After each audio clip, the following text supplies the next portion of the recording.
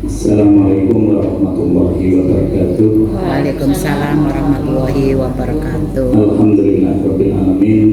Wassalatu wassalamu ala asyrofil mursalin wa alihi washabihi ajmain. Maka pada Bapak Senang Negeri 1 Pangkah yang saya hormati, pada rekan-rekan guru SMA Negeri 1 Pangkah yang saya hormati pula, marilah pada kesempatan ini kita memanjatkan puji syukur kepada Allah Subhanahu wa Ta'ala yang telah memberikan rahmat, hidayah, inayah bagi kita semuanya, sehingga pada pagi hari ini kita bisa bertemu dalam rangka sosialisasi atau pemahaman budaya positif modul 1.4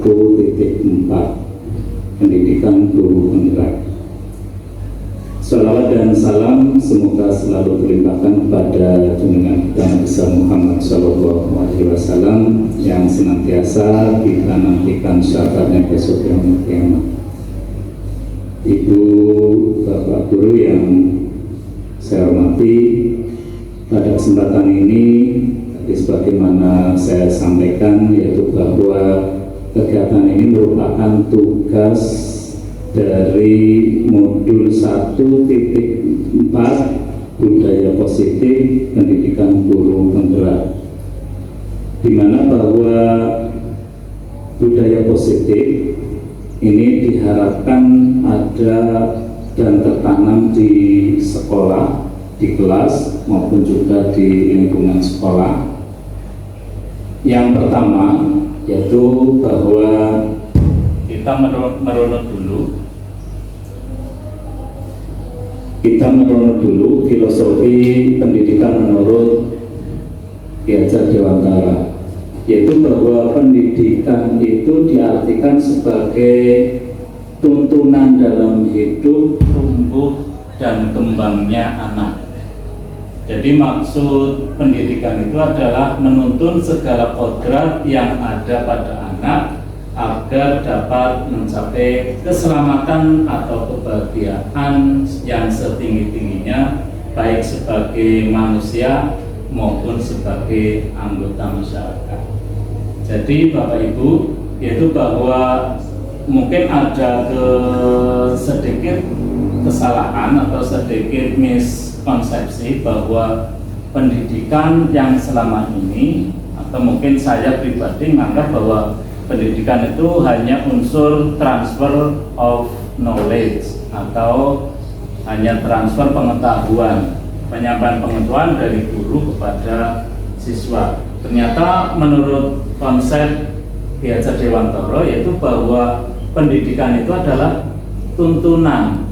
Tuntunan apa? Yaitu tuntunan kepada anak agar menjadi pribadi yang selamat dan bahagia, baik sebagai anggota individu maupun juga sebagai anggota masyarakat. Bahkan dalam pendidikan yang dikonsepkan oleh KHD, bahwa pendidikan itu diibaratkan seperti petani ketika menanam satu tanaman di ladang, yaitu bahwa ibaratnya petani itu akan merawat, menyiram, memupuk, kemudian membasmi hama yang ada pada tanaman. Lah murid itu diibaratkan bahwa murid itu bagikan tanaman. Kita tidak bisa mengharapkan padi kemudian tumbuh nanti berbuah jagung, atau jagung tumbuh atau berbuah menjadi padi. Tidak mungkin. Kita hanya menuntun, menyiram, kemudian memupuk supaya tumbuh dengan baik. Kemudian di sistem among yang dikonsepkan oleh KHD atau Ki Hajar Dewantara, yaitu kita mengenal ing ngarsa sung tulodo, ing madya mangun karsa, tuturi handayani. Ketika kita di depan, kita menjadi suri teladan, menjadi contoh bagi orang lain yang ada di sekitar kita. Kemudian ingat madya mangun karsa, ketika kita di tengah pun kita mampu memberikan semangat untuk berkarya, mampu memberikan semangat untuk bekerja kepada orang lain. Kemudian tuturi handayani, bahwa kita semuanya diharapkan ketika di belakang pun akan tetap mensupport, mendukung orang lain untuk bergerak, orang lain untuk berkarya. Ini sebagai awal filosofi pendidikan menurut KHD. Kemudian budaya positif, yaitu konsep KHD ini akan kita ambil lagi perbandingannya. Tadi sebagaimana saya sampaikan, yaitu bahwa perbandingan kita di dalam mendidik itu bagaikan seorang petani. Ketika kita menanam padi, misalnya seorang petani menanam padi, maka hanya dapat menuntun tumbuhnya padi. Kita dapat memperbaiki kondisi tanah, memelihara tanaman padi, memberikan pupuk dan air, membasmi ulat atau jamur-jamur yang mengganggu hidup tanaman padi. Maka inilah awal dari budaya positif kita, merubah paradigma ketika kita mendidik anak-anak kita, sehingga tidak ada pemaksaan, tidak ada upaya kita untuk menakut-nakuti atau membuat situasi yang tidak nyaman kepada anak-anak kita di dalam belajar. Kemudian berawal yaitu bahwa untuk kita melakukan budaya positif atau menciptakan budaya positif, marilah kita juga berupaya untuk merubah paradigma kita dari paradigma stimulus respon menjadi teori kontrol. Yaitu maksudnya apa? Yaitu selama ini misalnya kita itu di dalam memandang suatu respon, kita berpikir kita mencoba mengubah orang agar berpandangan sama dengan kita. Sekarang kita ubah, kita berusaha memahami pandangan orang lain tentang dunia. Kemudian ketika kita berperilaku buruk atau orang lain berperilaku buruk, dilihat sebagai satu kesalahan. Ternyata di dalam teori kontrol itu semua perilaku memiliki tujuan. Misalnya begini, ada salah seorang siswa yang berperilaku tidak baik. Biasanya kita langsung memvonis, wah berarti anak itu tidak baik, anak itu perilakunya jelek. Kita jarang mengungkap sebenarnya dia melakukan seperti itu tujuannya apa, motivasinya apa. Nah, ini memang mungkin secara pribadi saya juga belum mendalami hal ini, tapi secara teori yaitu bahwa memang di teori kontrol ini ketika seseorang berbuat yang salah atau berbuat kesalahan, maka kita harus mengkaji perilaku itu memiliki tujuannya apa. Kemudian ketika orang lain, kita berpandangan orang lain bisa mengontrol saya. Ternyata di teori kontrol ini hanya saya yang bisa mengontrol diri saya. Kemudian saya bisa mengontrol orang lain. Kita ganti paradigma kita, Anda tidak bisa mengontrol orang lain. Pemaksaan ada pada saat bujukan gagal. Pemaksaan ada ketika bujukan itu gagal. Kemudian kita paradigma ini kita ganti, kolaborasi dan konsensus menciptakan pilihan-pilihan baru. Kemudian model berpikir menang kalah, kita ganti dengan model berpikir menang-menang. Ini paradigma yang hendaknya kita ubah dari stimulus respon menjadi teori kontrol. Baik Bapak Ibu, selanjutnya dalam disiplin positif, disiplin itu dalam bahasa Latin itu artinya belajar. Selama ini kita kalau kita menganggap disiplin itu konotasinya selalu ketaatan terhadap aturan. Ternyata kalau kita lebih kaji lebih lanjut bahwa disiplin itu bisa artinya belajar. Disiplin diri membuat orang menggali potensi menuju sebuah tujuan apa yang dia hargai. Namun dalam budaya kita, sekali lagi tadi saya sampaikan bahwa kata disiplin telah berubah menjadi sesuatu yang dilakukan seseorang pada orang lain untuk mendapatkan kepatuhan. Itu biasanya kita menganggap seperti itu. Padahal disiplin itu bisa artinya belajar, bisa berarti sesuatu yang menjadi pemahaman, sesuatu yang menjadi pendirian seseorang, itu ya disiplin. Nah ini yang perlu kita pahami bersama. Kemudian motivasi perilaku manusia. Ini akan menuju kepada budaya positif, yaitu ternyata ketika manusia berperilaku itu memiliki motivasi internal dan eksternal.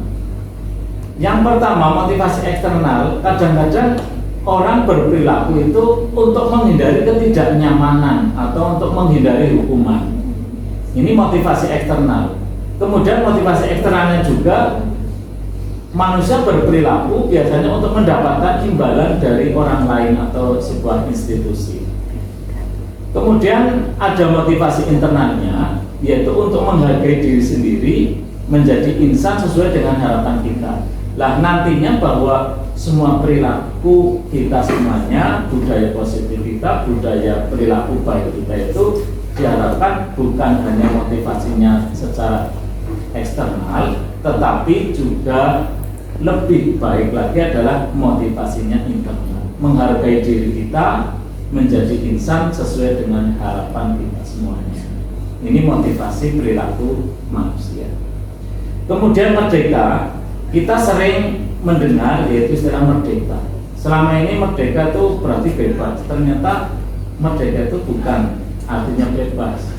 Merdeka itu artinya tidak hanya terlepas dari perintah, akan tetapi juga cakap buat memerintah diri sendiri.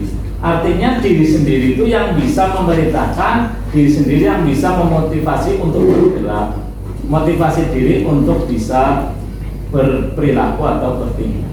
Ini merdeka. Kemudian di dalam teori yang dicetuskan oleh William Glasser menyatakan bahwa manusia itu ketika bertindak atau berperilaku itu sebenarnya didasari oleh 5 kebutuhan. Kebutuhan yang pertama itu adalah kebutuhan bertahan hidup. Maksudnya apa? Yaitu bahwa ketika manusia bertindak itu memiliki motivasi fisiologis, yaitu ingin bertahan hidup. Misalnya butuh makanan, butuh ketenangan, butuh keamanan. Itu termasuk motivasi yang pertama, bahwa kita itu ketika berbuat atau ketika berperilaku ternyata kebutuhan pertama itu bisa juga karena ingin bertahan hidup. Kemudian kebutuhan dasar yang kedua yaitu cinta kasih dan rasa memiliki. Cinta kasih atau rasa memiliki dan dimiliki. Mungkin ketika anak kita atau siswa kita berbuat sesuatu, bisa juga motivasinya karena ingin memiliki cinta kasih dan dimiliki. Bisa juga. Sama dengan kita ketika kita berbuat, maka bisa juga kita itu memiliki kebutuhan dasarnya karena ingin dicintai, ingin dimiliki. Kemudian kebutuhan dasar yang ketiga adalah kesenangan. Ketika siswa berbuat sesuatu, kemudian menurut aturan itu tidak pas, bisa juga kebutuhan dasarnya karena kesenangan saja. Nah ini termasuk perilaku kita juga kadang-kadang karena motivasinya kesenangan. Kemudian yang keempat yaitu kebebasan, yaitu bahwa kebutuhan dasar manusia itu bisa karena ingin bebas, ingin rasa kebebasan dalam dirinya sehingga ia berbuat sesuatu atau berperilaku. Yang terakhir adalah penguasaan. Nah, penguasaan inilah secara pribadi nanti ingin menguasai sesuatu sehingga dia berperilaku yang menurut kita mungkin tidak pas atau tidak sesuai. Itu dasarnya karena dia memiliki kebutuhan yaitu penguasaan. Nanti untuk contoh-contohnya akan lebih lanjut. Kemudian ini ada ada deskripsi kebutuhan dasar manusia. Ini misalnya ibu guru bilang, aku tidak boleh bersenandung sewaktu mengerjakan tugas. Katanya kelas harus tenang, tidak ada suara. Padahal kan aku suka dan senang menyanyi. Kira-kira kebutuhan ini apa? Kesenangan. Oke, berarti kebutuhan kesenangan. Berikutnya, ibu guru tidak menyapaku hari ini. padahal aku pakai jepit rambut yang baru.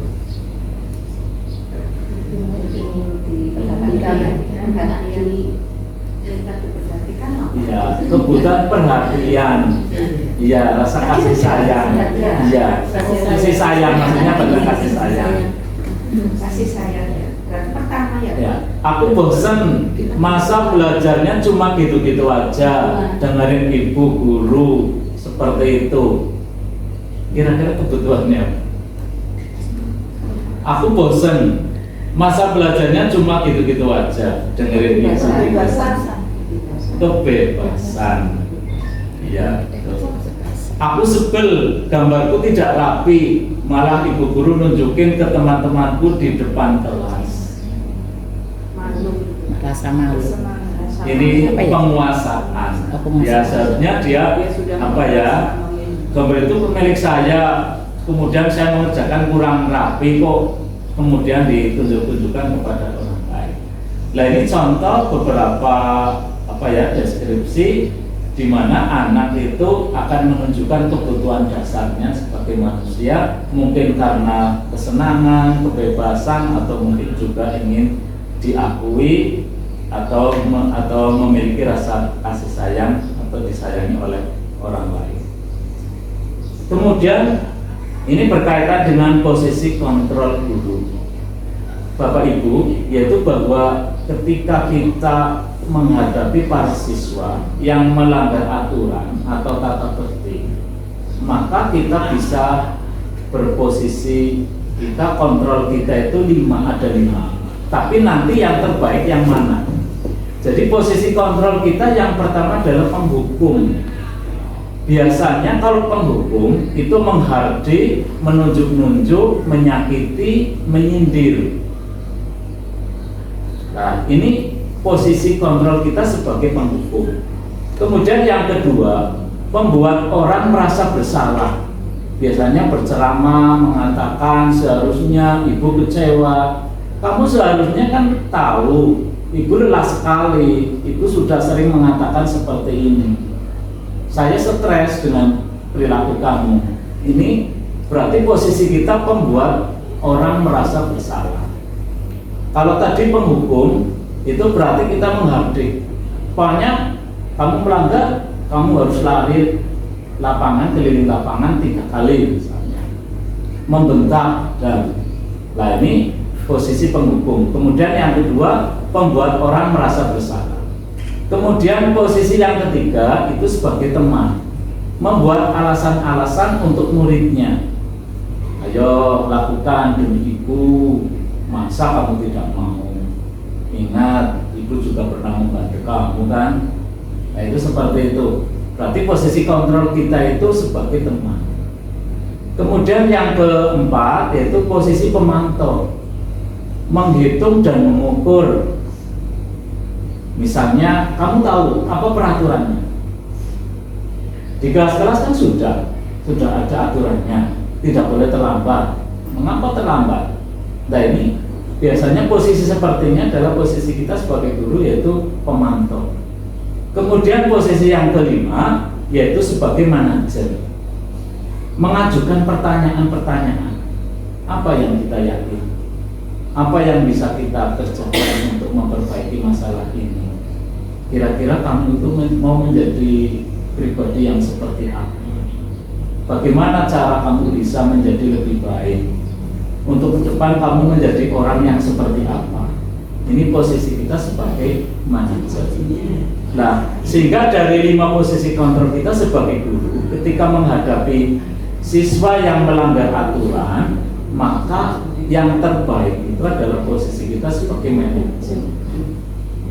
Walaupun ini secara teori ya mudah, tapi prakteknya tidaklah. Ya kita dengan niat betul-betul ke anak, kita mencoba posisi kita adalah sebagai manajer, bukan sebagai penghukum, bukan pembuat orang merasa bersalah, bukan teman. Ya minimal teman lah. Kalau teman itu sudah lebih baik, tapi nanti yang paling baik adalah posisi manajer. Kemudian keyakinan kelas, yaitu bahwa ketika kita melaksanakan pembelajaran, kita juga hendaklah memiliki peraturan kelas atau keyakinan kelas. Nanti Bapak Ibu bisa mengawali kegiatan pembelajaran dengan keyakinan kelas atau kesepakatan belajar, ya bisa seperti itu. Nanti ditawarkan kepada anak, yaitu apa saja kesepakatan belajar kita. Nanti dipandu dari, mungkin Bapak Ibu guru bisa menawarkan di antara poin-poin ini mana yang perlu ditambah, mana yang perlu dikurangi.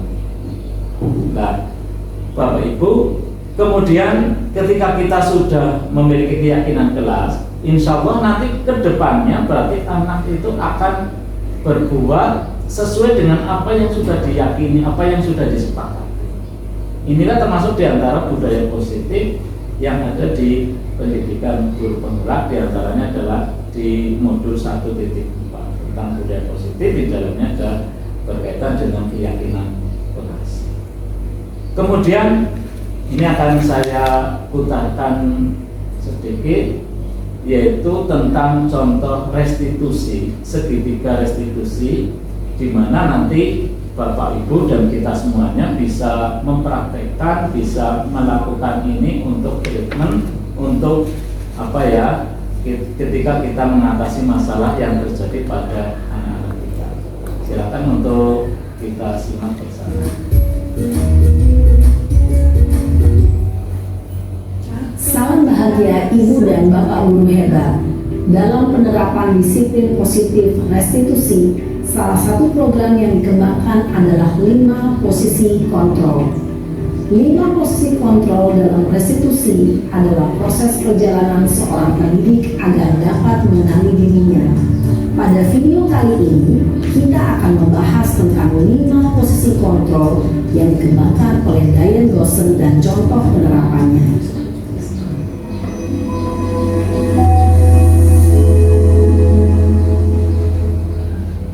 5 posisi kontrol itu adalah 1.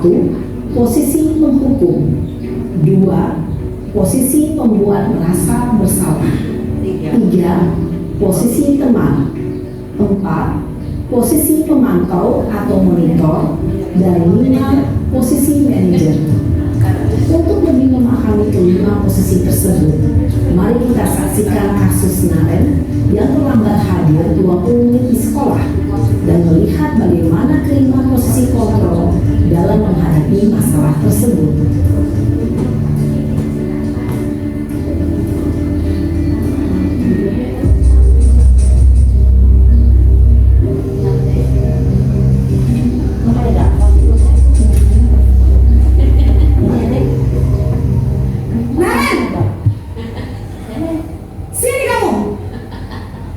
Jadi penghukum ini penghukum. Selamat pagi Bu. Selalu terlambat. Kamu deh pasti terlambat. Bu guru siapa? Maaf Bu, saya Apa? Apa coba? Alasan kamu apa lagi? Kapan sih kamu tidak terlambat? Malas sekali ya kamu jadi anak. saya Dasar Jadi pemalas. kesempatan jawab. Udah kapok-kapok sih kamu. Sudah berapa kali terlambat? Sana, kamu keliling lapangan basket 2 kali. kenapa saya harus ke lapangan basket Bu? Kenapa?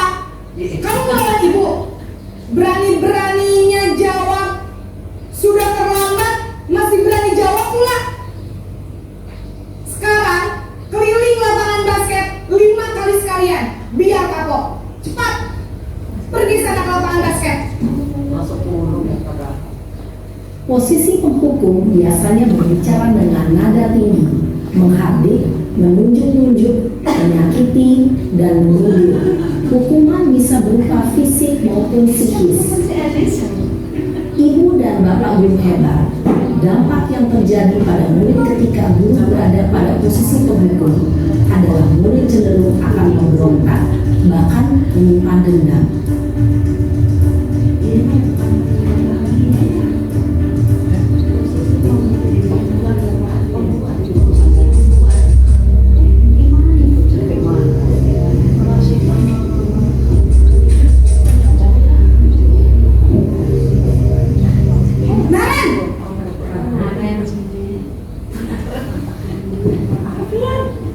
Bu.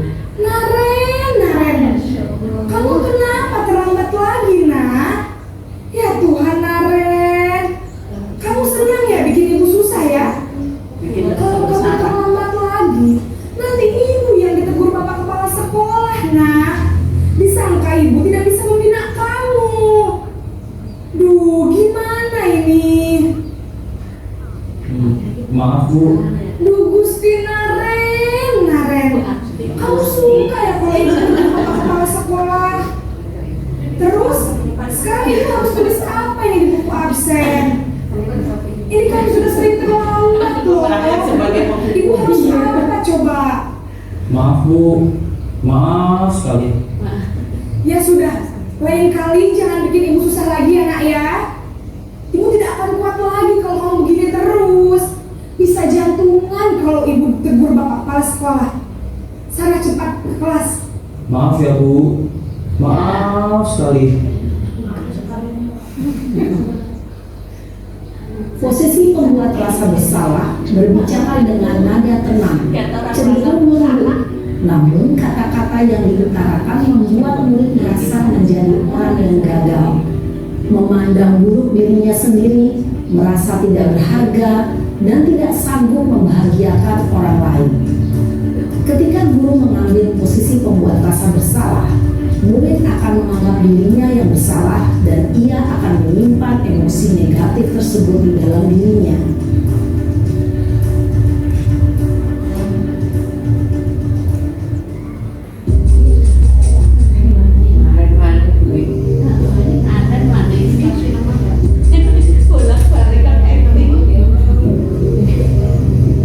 Naren,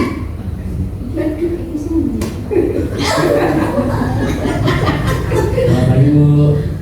wah, sudah jam berapa ini, nak? Terlambat lagi ya, sayang. Iya Bu. Habis ibu saya belum membangunkan saya Bu. Kamu malah menyalahkan ibu kamu. Kamu bukannya anak yang larinya paling kencang. Kok terlambat sih? Iya Bu. Saya memang terlambat bangun tadi. Jadi biarpun saya lari kencang, tetap gak kekejar Bu. Ya sudah sana. Nanti lain kali larinya lebih lagi ya. Biar gak terlambat lagi. Bikin seneng ibu. Demi ibu. Bisa kan? Bisa lah Bu. Ya sudah sana masuk kelas. Ibu beresin urusan absen kamu. Kamu ini ada-ada saja.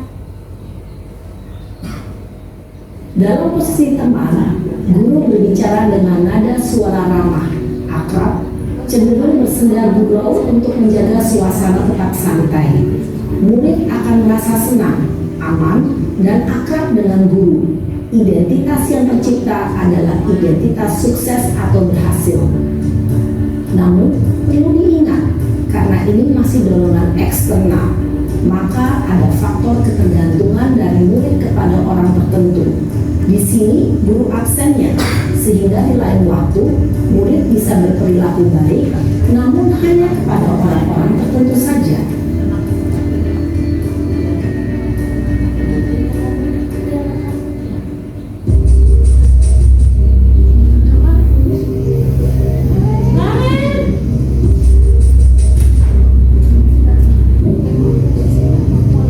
Naren!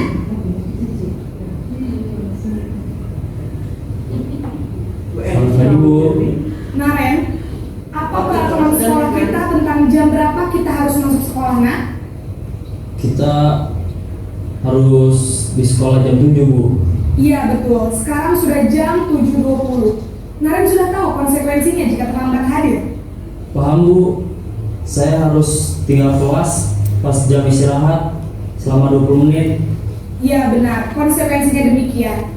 Jadi nanti jam 9.30 pas istirahat, kamu harus tinggal di kelas, kerjakan tugas tambahan untuk ketertinggalan kamu, ya? Baik Bu. Posisi pemantau mengandalkan penghitungan atau data untuk mengontrol murid. Guru mengarahkan murid berdasarkan peraturan dan konsekuensi. Seorang pemantau menunjukkan bahasa tubuh dan ekspresi wajah yang datar dan cenderung formal.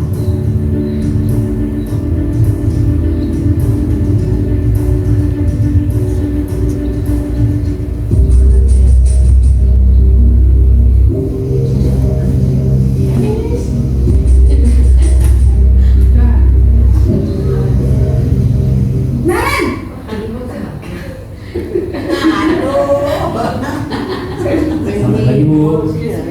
Selamat pagi Naren. Maaf Bu, saya terlambat. Iya, sekolah masuknya jam 7, sekarang sudah jam 7.20. Jadi sekarang bagaimana ini Naren? Maaf Bu, saya lupa setel alarm saya semalam. Baiklah, menurut kamu, keyakinan sekolah yang mana yang perlu kamu tingkatkan? Menghargai diri sendiri dan orang lain mungkin ya Bu. Setuju. Jadi, apakah Naren meyakini prinsip saling menghormati tersebut? Iya Bu, saya meyakininya. Apakah Naren bersedia memperbaiki masalah keterlambatan ini? Bersedia Bu. Bagaimana kamu akan perbaiki masalah keterlambatan ini? Saya akan coba untuk tidak lupa menyetel alarm saya Bu. Baik, kalau Naren lupa menyetel alarm di rumah, ada orang yang kira-kira bisa bantu mengingatkan tidak? Ada Bu, kakak saya, Kak Emma. Ada lagi selain Kak Emma?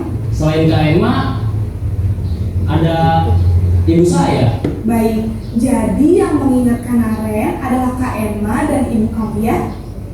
Kira-kira akan mulai setel alarm kapan nih Naren? Setelah pulang sekolah, akan segera saya lakukan. Baik, jadi Naren akan setel alarm untuk bangun besok pagi dan akan diingatkan oleh kakak dan ibunda Naren ya. Ada lagi yang mungkin perlu dilakukan Naren agar tidak terlambat bangun lagi? Tidak ada Bu. Baik Naren, terima kasih untuk bersama kamu. Sekarang kamu harus kembali ke kelas untuk belajar. Baik Bu, terima kasih. Posisi manajer adalah posisi kontrol yang disarankan untuk membimbing murid memiliki sikap disiplin yang positif, yaitu murid yang mandiri, bertanggung jawab, dan dapat memecahkan masalah. Tujuan dari posisi ini adalah agar murid dapat berefleksi atas tindakannya. Guru akan dengan tulus memberikan pertanyaan-pertanyaan bermakna sehingga membuat murid dapat belajar dari kesalahannya dan mencari sebuah solusi untuk menyelesaikannya. Ibu dan bapak guru hebat, setelah mengenalnya adegan kelima posisi kontrol tadi, kira-kira posisi mana yang paling ideal? Posisi mana yang dapat menunjang motivasi intrinsik murid? Ya, tentu posisi manajer. Posisi ini memang posisi ideal yang ingin dituju setiap pendidik. Pada posisi inilah, guru dapat menerapkan disiplin positif yang pada murid, yang memerdekakan murid. Perjalanan seorang pendidik tentunya tidak mudah untuk sampai pada posisi seorang manajer. Namun, tujuan kita pasti, yaitu menciptakan murid-murid yang mandiri, merdeka, dan bertanggung jawab. Semoga penggambaran 5 posisi kontrol yang telah diperlihatkan ini dapat menjadi ajang refleksi bagi kita semua, agar dapat terus mengasah dan menerapkan disiplin positif yang memerdekakan murid. Mari terus berlatih dan bersemangat. Selamat menerapkan. Salam dan bahagia Ibu dan Bapak Guru hebat. Menghukum belum. Nah ini menghukum belum.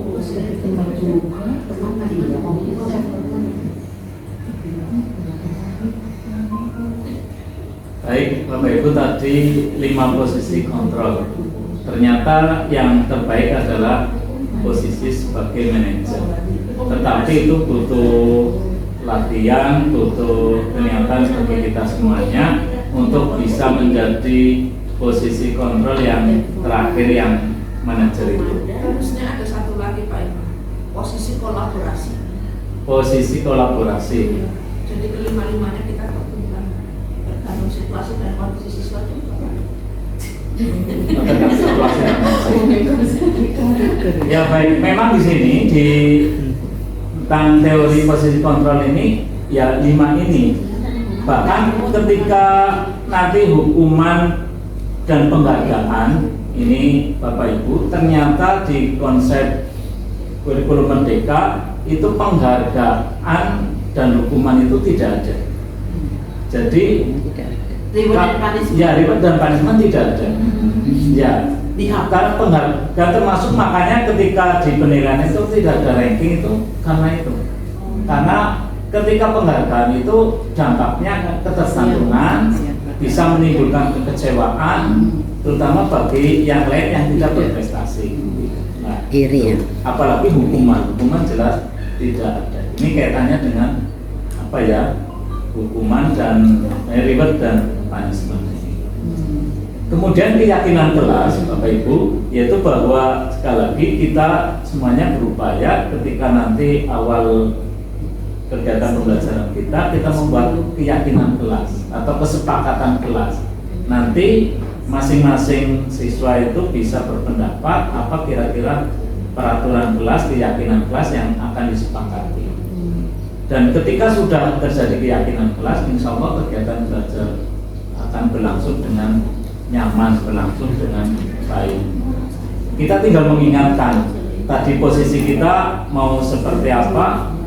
Mungkin kalau awal kita ya penghukum, memang selama ini ya paling banyak adalah penghukum, yang adalah penghukum atau pemantau.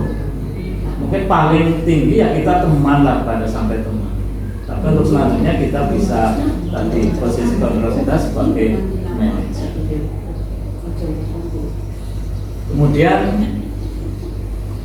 kesepakatan kelas ini juga dulu sudah saya contohkan, tapi ini saya tulis di papan tulis. Nanti lebih baik Bapak Ibu kalau ada kesepakatan kelas mungkin pakai kertas asturo atau apa yang bisa bertahan lama, sehingga nanti ketika ada hal-hal yang terjadi pada siswa tinggal diingatkan apa kesepakatan kelas kita, kaitannya dengan kesepakatan kelas. Kemudian Bapak Ibu, berikutnya itu ada namanya restitusi. Restitusi itu adalah proses menciptakan kondisi bagi murid untuk memperbaiki kesalahan mereka, sehingga mereka bisa kembali kepada kelompok mereka dengan karakter yang lebih kuat. Ciri-ciri restitusi itu diantaranya adalah bukan menebus kesalahan, namun untuk belajar dari kesalahan, memperbaiki hubungan, kemudian tawaran, bukan paksaan. Restitusi itu menuntun untuk melihat ke dalam diri. Restitusi mencari kebutuhan dasar yang mendasari tindakan. Kemudian juga restitusi itu fokus pada solusi, dan restitusi itu mengembalikan murid yang berbuat salah pada kelompoknya. Nah ini maka ada guna dengan istilah segitiga restitusi.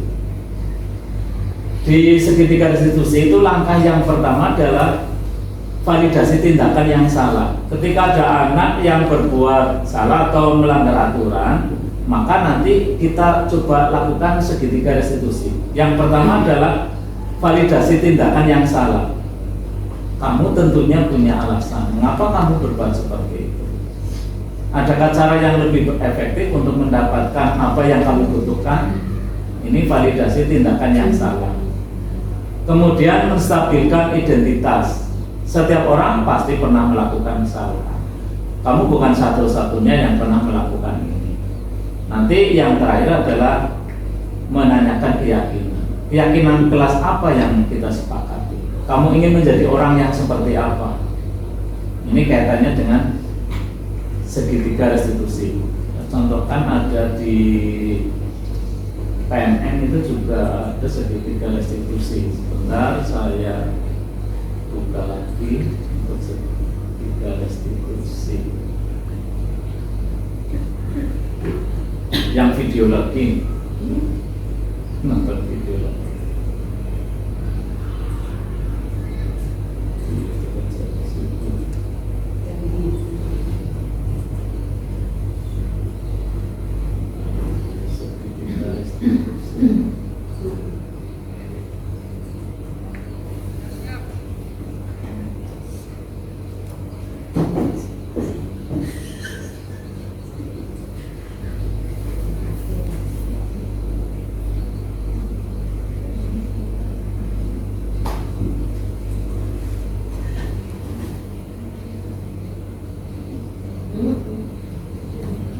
Restitusi dikembangkan Begitu.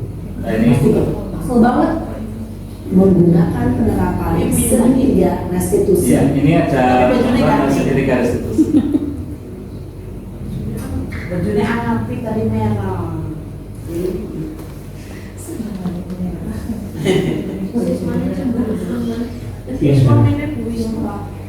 Sudah lama ada pengusaha. Kenapa hari ini ada di sini? Kesel Pak, kesel banget. Masa aku dikatain tukang fitnah Pak? Ya aku marah lah. Aku balik ngatain Eka di depan kelas. Kesel banget. Oh begitu. Ya pasti kamu marah dan kesal.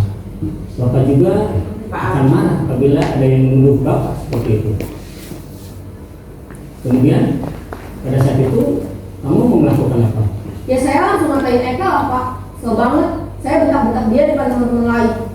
Oh begitu. Pasti kamu melakukan seperti itu karena suatu alasan tertentu kan? Iyalah, masa saya diam saja Pak? Ya saya bela diri lah. Masa saya dituduh tukang fitnah? Ya wajar lah. Mempertahankan harga diri itu sesuatu yang penting buat kamu. Untung kamu tidak bertindak lebih gegabah lagi, hanya membentak-bentak. Iya Pak. Untung saya masih bersabar dan hanya membentak saja. Sudah gemes padahal. Saya pasti bela diri lah. Ya pasti ya. Tapi kamu memilih untuk tetap bertahan dan bersabar. Kamu memilih untuk tidak berbuat lebih parah lagi, bukan? Iya. Nah, sekarang coba kita lihat lagi tindakan kamu yang bentak-bentak Eka di kelas. Tindakan kamu itu kira-kira sesuai dengan keyakinan kelas atau prinsip kamu tidak? Enggak lah Pak. Capek Pak jadi pemarah. Jadi keyakinan atau prinsip mana yang kurang sesuai dengan keinginan kamu? Ya, saya sebenarnya sangat menghargai orang lain. Mungkin saat itu saya menjadi emosi, jadi tidak menunjukkan sikap itu. Kamu meyakini tidak menghargai orang lain itu penting buat kamu? Yakinlah Pak. Iya, setuju. Kita harus saling menghargai. Namun ada juga keyakinan yang kita sepakati yang perlu kita jalankan apabila kita sedang marah, kan? Ya, saya bisa lebih proaktif, mulai dengan diri sendiri. Saya bisa jadi lebih sabar, mengambil waktu jeda untuk berpikir mau apa selanjutnya. Kira-kira kamu bersedia memperbaiki masalah ini tidak? Bersedia Pak. Kalau kamu memperbaiki masalah ini, kamu akan menjadi orang seperti apa? Saya akan menjadi orang yang bertanggung jawab kali ya Pak. Dan senantiasa proaktif. Iya, menurut kamu bagaimana rasanya menjadi orang seperti itu? Ya nyaman lah, bangga bisa bersabar dan menahan diri. Baiklah kalau begitu. Yuk kita pikirkan bagaimana memperbaiki masalah ini.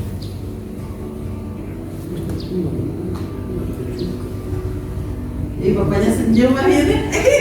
Ibu dan bapak Lut hebat. Itu sebelum saja kita tulisannya menyaksikan selesai. Iya ya. posisi memang Begini apik ya. restitusi. Anda kita bahas satu persatu. Kapan ya? Iya. Pada sisi pertama, menstabilkan identitas berdasarkan pada prinsip bahwa membuat kesalahan adalah bagian dari proses pembelajaran. Sisi pertama dari segitiga ini bukan menggeser identitas murid dari identitas gagal ke identitas sukses. Murid yang sedang bertingkah laku yang tidak pantas atau menarik diri saat itu sedang mengalami identitas gagal. Bila kita mengkritiknya, maka posisinya tidak akan berubah. Pernyataan atau pertanyaan bisa disampaikan dengan nada dengan tindakan yang salah dan pemikirannya telah bergeser menjadi orang yang dituju. Pertanyaan-pertanyaan itu dapat memberikan ini adanya suatu usaha perbaikan dari pihak yang membuat kesalahan. 5. Waktu perlu mendedikasikan waktu dari pihak yang membuat kesalahan. Tanyakan kapan akan mulai melakukan usaha untuk memperbaiki masalah. Dengan memahami struktur penerapan segitiga restitusi, diharapkan guru dapat menerapkan posisinya sebagai manajer dengan mengajukan pertanyaan-pertanyaan bermakna yang dapat membuat murid menjadi lebih percaya diri, bertanggung jawab, dan mandiri. Nah, ini Bapak Guru, murid tidak mengikuti ketiga tahapan dalam segitiga restitusi bergantung pada ringan beratnya suatu permasalahan. Misalnya, bila permasalahan tersebut ringan, maka tidak perlu menjalankan secara berurutan. Bahkan bisa semudah menanyakan apa keyakinan yang kita sepakati. diskusi dengan memajukan pertanyaan-pertanyaan yang bermakna, diharapkan murid menjadi lebih kuat secara pribadi, dapat membuka wawasan murid agar dapat menyelesaikan permasalahannya sendiri, semakin percaya diri, mandiri, dan merdeka. Salam dan bahagia, Ibu Bapak Guru hebat.